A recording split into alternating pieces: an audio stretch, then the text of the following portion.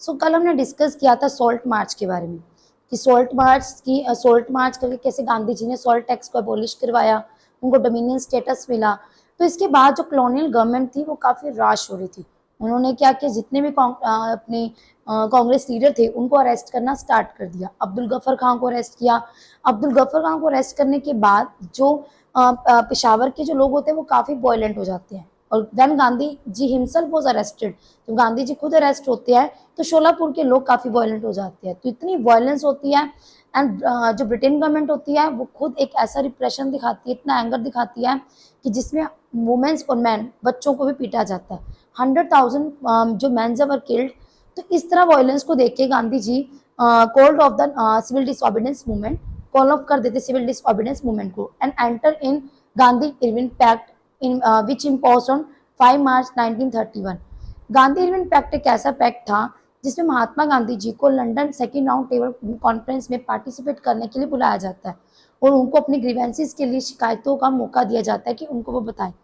महात्मा गांधी जी जब देखते हैं कि लंदन राउंड टेबल कॉन्फ्रेंस में उन्होंने पार्टिसिपेट तो कर लिया, लेकिन जब वहां से वो वापस आते हैं तो वो ये देखते हैं कि कांग्रेस के जो लीडर है जवाहरलाल नेहरू जी, अब्दुल गफर खान, वो दोनों ही अभी तक जेल में है।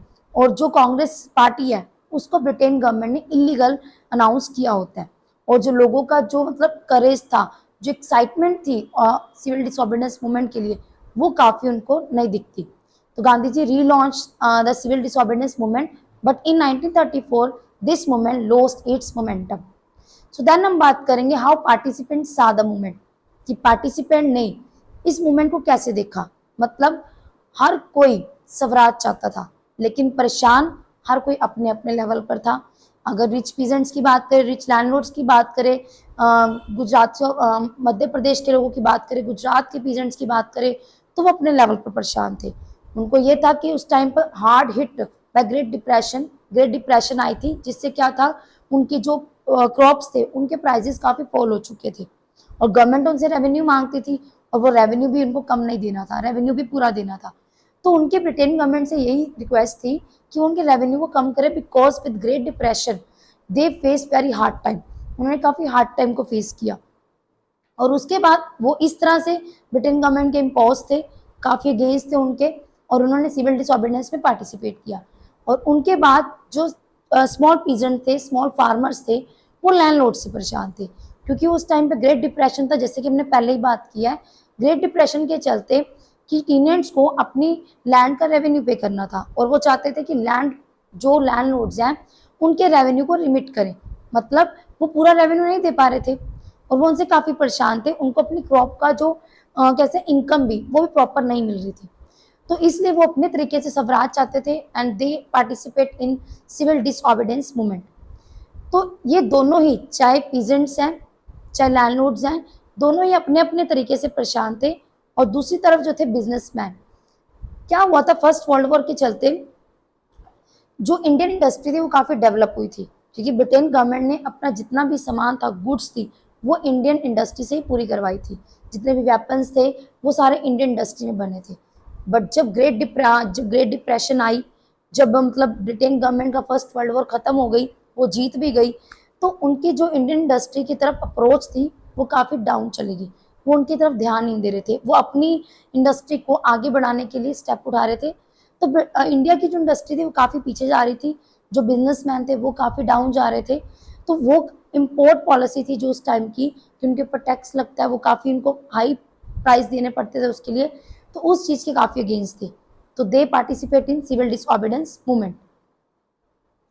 नेक्स्ट क्या था कि जो वुमेन्स हैं, वी नो कि जब सॉल्ट मार्च हुआ था तो जितनी भी विलेज की वुमेन थी, मतलब अर्बन एरिया की जो हाई फैमिलीज की वुमेन थी, उन सभी ने सॉल्ट मार्च में पार्टिसिपेट किया।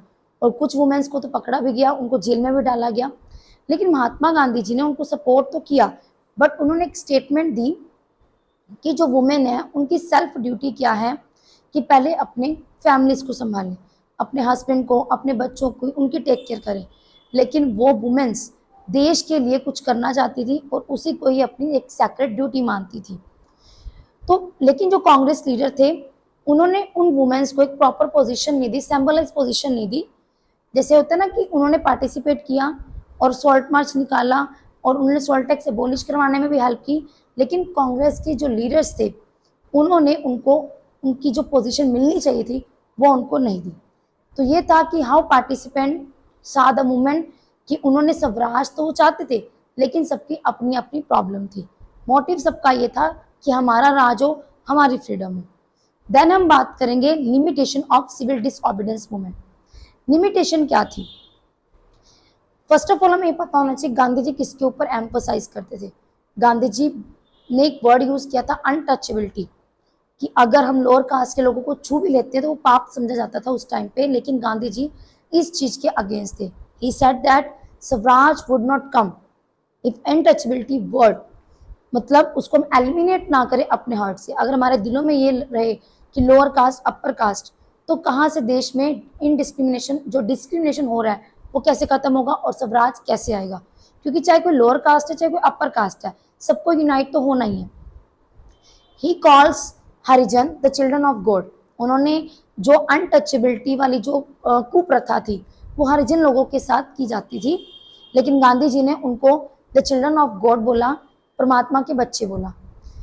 उन्होंने खुद एज अ स्वीपर काम किया, खुद टॉयलेट क्लीन की, और जो रिच पीपल के लोग थे, अपर कास्ट के लोग थे, उनको भी बोला कि अपने दिलों से लोअर और अपर कास्ट का जो डिफरेंस है उसको रिमूव करें।